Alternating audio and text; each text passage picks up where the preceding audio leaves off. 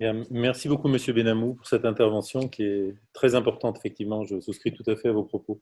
On va revenir sous nos latitudes et je vais donner la parole au docteur Aurélien Vénara, qui est chirurgien colorectal, qui travaille avec mon équipe dans le service de chirurgie viscérale du CHU d'Angers. Nous avons deux interfaces avec Aurélien. Nous avons la cancérologie et l'endométriose. Et puis nous avons les LOSA, puisque vous savez qu'on ne dit plus périnée complet, on ne dit plus périnée complet compliqué, mais on dit LOSA, c'est-à-dire lésion obstétricale du sphincter anal. Et Aurélien a lancé un programme et un PHRC extrêmement intéressant, puisqu'il revoit toutes les patientes qui ont des LOSA. Et je voulais simplement vous dire encore un petit mot supplémentaire d'introduction, parce que le monde a changé, et vous avez sûrement suivi cette campagne contre les épisiotomies. Et comme dans tous les balanciers, il y a une réduction du nombre d'épisiotomies, mais il y a eu une augmentation du nombre de lésions du sphincter anal. Et Aurélien est l'un des experts français sur cette question. Donc je le remercie, Aurélien. Je suis ravi de te voir à l'écran. Et tu as la parole pour 8 minutes, puisqu'on a pris du retard, bien évidemment. Merci. Merci, Monsieur Descamps. Je vais essayer de tenir le temps. Alors, je vais partager du coup tout de suite sans perdre de temps. Voilà. Et... le petit picto en bas à côté du signe moins, ce sera plus vite. Oui. Super, merci beaucoup, monsieur. Je pense que c'est bon pour vous. Parfait.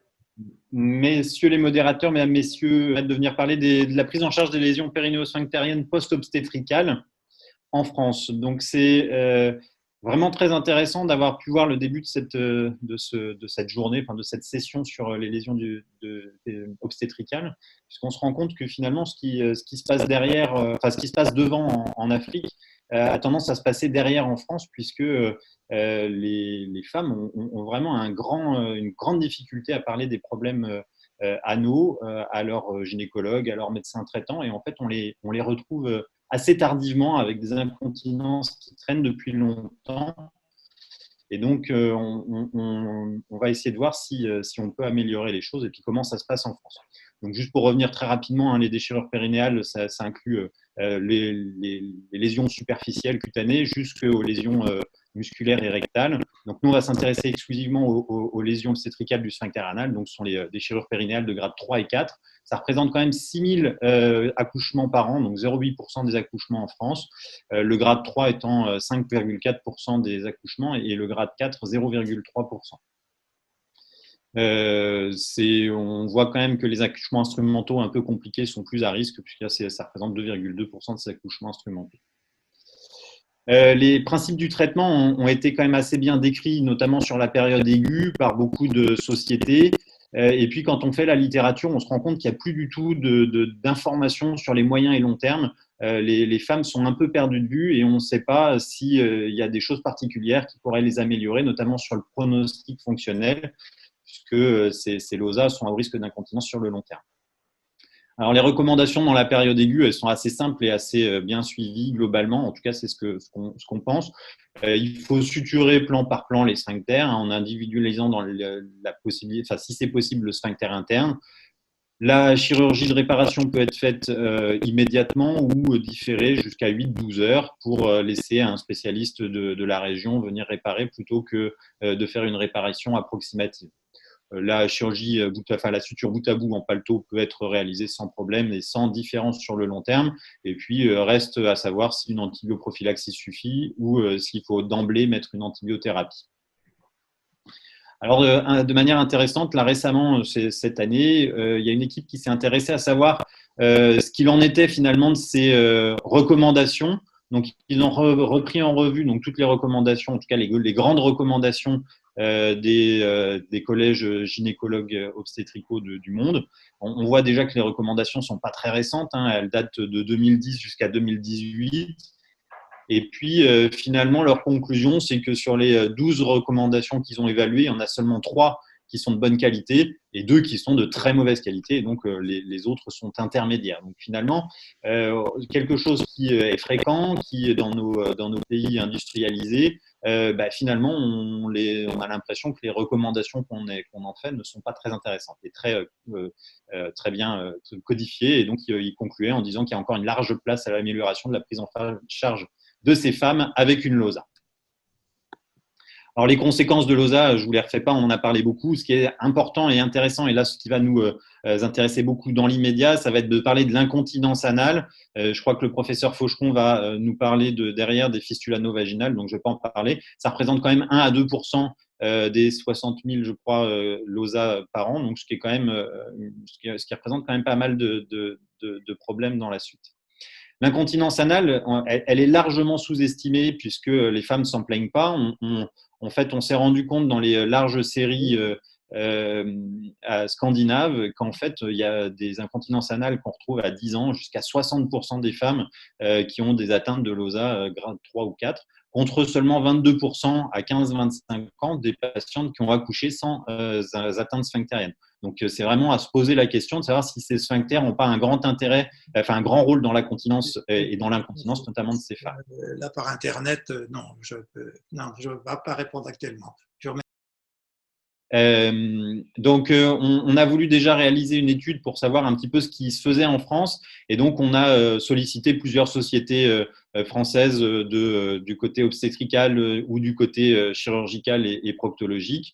Et donc, auprès de ces 5 sociétés savantes, on a fait un questionnaire qui évaluait un petit peu la prise en charge des LOSA sur la période aiguë, donc on qualifiait de moins de 21 jours, la période à moyen terme, 21 jours à 6 mois, et la période à long terme, au-delà de 6 mois. Et donc, on a finalement, sur toutes ces sociétés, uniquement 135 spécialistes qui ont répondu, 57 de la filière digestive et 78 de la filière gynécologique. Donc, une grande partie avait un âge supérieur à 50 ans. Et c'est vrai que c'est quand même intéressant de se dire 135 spécialistes sur toutes ces sociétés, sachant qu'au milieu, il y a également les sages-femmes. Ça ne représente pas beaucoup de monde. Et la question, c'était de savoir si le questionnaire, finalement, n'intéressait pas les gens, où on a préféré l'interpréter en se disant que c'était surtout les LOSA, finalement, qui étaient méconnus et qui n'étaient pas très bien pris en charge, donc qui intéressaient très peu de praticiens et de spécialistes. Sur le court terme, on a comparé finalement les pratiques entre les chirurgiens gynécologiques, enfin chez les obstétriciens et la sphère digestive, et on s'est rendu compte qu'à court terme, il n'y avait pas trop de différence. Ce qui est un petit peu décevant, c'est que les sphincters internes n'est pas trop suturés. Vous voyez, 1 sur 2 n'est pas suturé spécifiquement. Donc ça nous semble un vrai problème puisqu'on sait que le sphincter interne a un grand rôle dans l'incontinence anale de la femme. Et finalement, les gynécologues n'avaient pas beaucoup tendance à recommander la prise en charge par un spécialiste de l'anus et du rectum, alors que les praticiens de la sphère digestive, si. Les LOSA de type 3 étaient plutôt pris en charge par les gynécologues, alors que les LOSA de type 4 étaient 1 fois sur 2 pris en charge par les spécialistes de la sphère digestive. Alors, quand on s'intéresse au moyen terme, là, on se rend compte qu'il y a de grandes différences de pratiques entre les différentes spécialités. Il y en a, par exemple, il y a plus de spécialités digestives qui informent les femmes du risque d'incontinence anale à long terme, ce qui pose des soucis. Nous, on s'en rend compte, puisque quand on les voit, ça fait déjà plusieurs années qu'elles sont gênées, voire même là, j'ai encore vu récemment une femme qui avait des gaz qui s'évacuaient par son vagin et finalement qui n'avait pas été prévenue qu'elle avait des risques de fistule ou d'incontinence et qui s'en était pas posé problème. Et effectivement, elles vivent avec, ça leur altère leur qualité de vie, elles n'en parlent pas. Et puis finalement, on les voit arriver 10, 15, 20 ans après, quand les sphincters sont déjà bien abîmés, quand les traitements sont un petit peu peut-être moins efficaces. Il y a très peu de praticiens également qui demandent à la patiente si elle a besoin de pousser pour exonérer, alors que finalement, on sait que c'est pareil, le fait d'avoir des efforts de pousser conditionne un petit peu le pronostic fonctionnel sur le long terme. Alors, la rééducation anorectale est très peu proposée par la sphère gynécologique, alors qu'elle est plus par la sphère digestive. Enfin, bref, on voit que vraiment, au niveau du moyen terme, les recommandations sont vraiment très différentes en fonction de la sphère. Quand on regarde les traitements qui sont proposés, pareil, sur le moyen terme, il y a d'énormes différences entre la sphère gynécologique et la sphère digestive, avec les praticiens de la sphère digestive qui sont plus proactifs peut-être que les spécialistes de la sphère obstétricale qui sont beaucoup moins impulsifs, qui vont moins avoir tendance à traiter les patientes. Certains vont envoyer voir un spécialiste de l'anus et du rectum, mais pas forcément. Et c'est vrai que c'est vraiment là-dessus qu'on a été surpris et qu'il certainement il faut travailler. Et puis, j'ai un blocage. Voilà.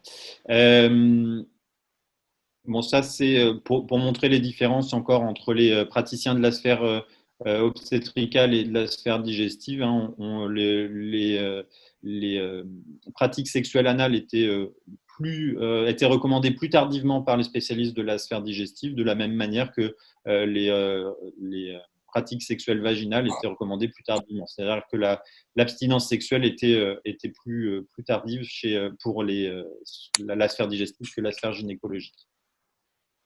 Alors sur le long terme, j'ai même pas pu faire de diapo, on n'a pas pu du tout analyser les pratiques puisque en fait d'un spécialiste à l'autre, d'une spécialité à l'autre, il y a d'énormes différences, de grandes variations des pratiques et donc c'est vraiment impossible de faire quoi que ce soit et pour ces femmes qui sont vraiment gênées. Donc sur le court terme, c'est assez consensuel.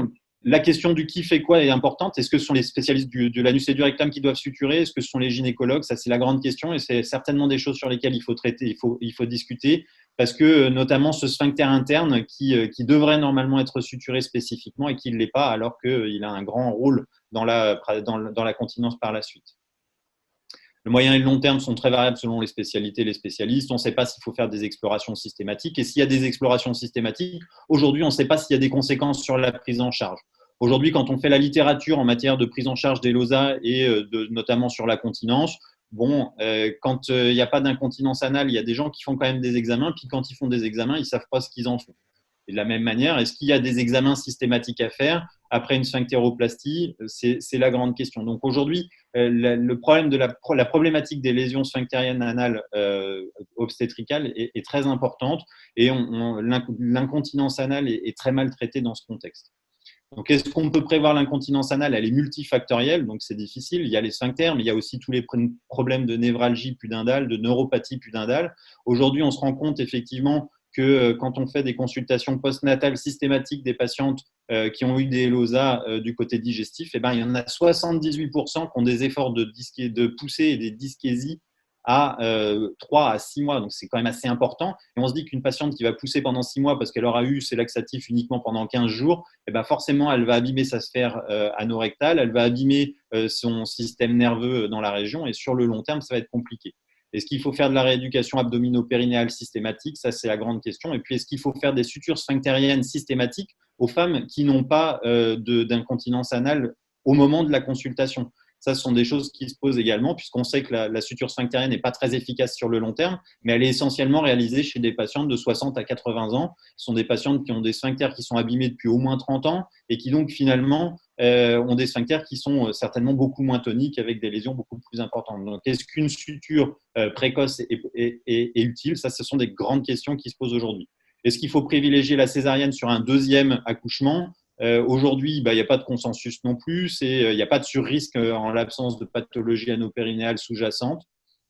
Donc, on sait que s'il y a une deuxième accouchement par voie basse, on n'augmente pas le risque de LOSA. Mais par contre, s'il y a une deuxième LOSA, le risque d'incontinence anale est très important. Par contre, la césarienne ne protège pas de l'incontinence anale chez les femmes asymptomatiques avant un deuxième accouchement. Donc, en conclusion, c'est un sujet qui est très regardé. Il faut vraiment insister sur les risques à long terme. Je crois que quand vous voyez ces femmes en salle de naissance ou en consultation postnatale gynécologique, il faut vraiment les inciter à consulter un spécialiste de la sphère digestive, ne serait-ce que pour se faire rassurer qu'il y ait des informations qui soient données sur ce qui va se passer au long terme pour que les patientes puissent consulter plus rapidement et qu'on puisse les prendre en charge plus rapidement. Il y a des possibilités de prise en charge, mais qu'est-ce qu'on fait de ces lésions de découverte fortuite? Ça, c'est la grande question. Et alors, vraiment, je crois que la consultation postnatale de proctologie est vraiment très importante. On l'a fait maintenant depuis 2 ans. On a un recul assez important pour se rendre compte que 80% des femmes ils sortent avec un diagnostic ou en tout cas une prise en charge spécifique. On a eu plusieurs fistules anovaginales qui ont été découvertes chez des femmes qui avaient quelques gaz par le vagin et qui s'en plaignaient, mais sans s'en plaindre et qu'on n'en parlait pas avec leur médecin et finalement qui étaient gênées quand même malgré tout et qui ont mis un certain temps, plusieurs années avant d'être prises en charge. Voilà, merci. Merci beaucoup Aurélien.